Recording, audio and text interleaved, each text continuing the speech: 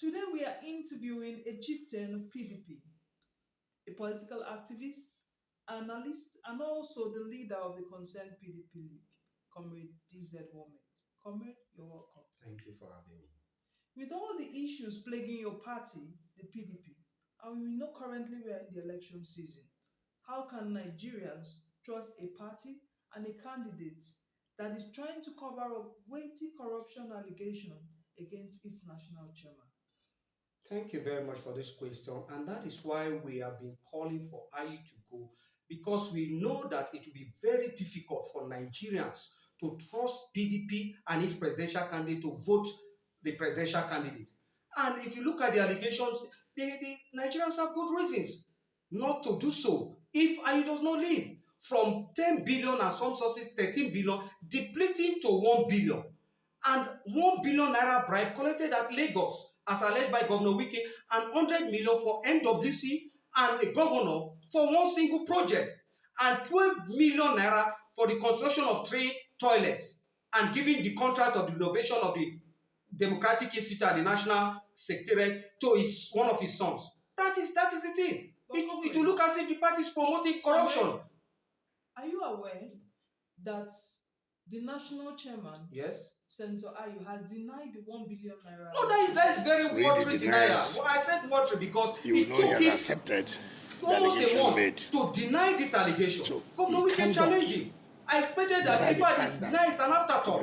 I expected that he would have immediately denied the allegation. That's what we expected. But it took him almost a month for him to deny the allegation that he collected 1 billion. And he further went to indict the presidential candidate of our great party that he advised him to collect a loan of 1 billion naira in a time that Nigerians are looking for someone that will bring them out of the heavy debt that we are into now, that this present administration have taken them into. We don't need somebody that will be advising people to collect this loan. And that is where we are saying that the national chairman has indicted the presidential candidate. Let me say something. And he even went as far as saying that he will give his statement of account at the end of their first tenure, first year in office. That is by 10th of December 2022. Let for crying out loud. That is an insult to the sensibility of those calling for his removal for accountability. You people are saying 10 billion depleting to 1 billion. Give us account of the income and expenditure of the party you are giving us till December. Then you have something to hide. If you don't have something to hide, you would have given it without wasting time. You just to direct the National Financial Secretary and Treasurer to produce it and not do it. And that's why we say he should leave. He's not protecting the party's interest. Just like your group is calling for Ayu to go. Yes. Governor Wike is also calling for Ayu's removal. Yes. But however, lots of party faithfuls are seeing his call as being vindictive, seeing that they say he didn't, because Ayu didn't work in favor of his presidential ambition. What is your No. You see, the thing is that Wike is not being vindictive. When Ayu came on board, we felt that we are having a transformational leader. It was unfortunate that what we saw or what we are seeing is a transactional leader. And that is why we are saying that Ayu should go. Wike is not vindictive at all. Are you saying that we as a group that started the Ayu must go this in a campaign, are we vindictive? No. Did you contest any presidential candidate election? No, we did not. Benue State Governor, Oyo State Governor, Abia State Governor, leaders in Plateau State, Kano, and other states that are calling for Ayu to go, did they contest for the presidential primaries? No, it's not vindictive. Wike is not being vindictive. Wike is just saying that justice should be done.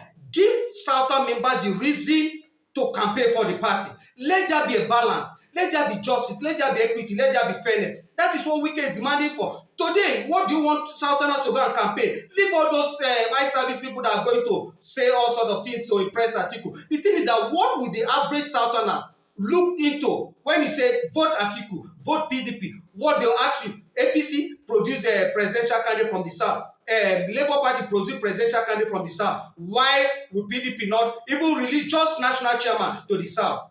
That is the question. Your group seems seem to be defending Governor Wike and his group. What's your take on that? No. You see, Governor Wike is fighting for justice, and that is why we are supporting him.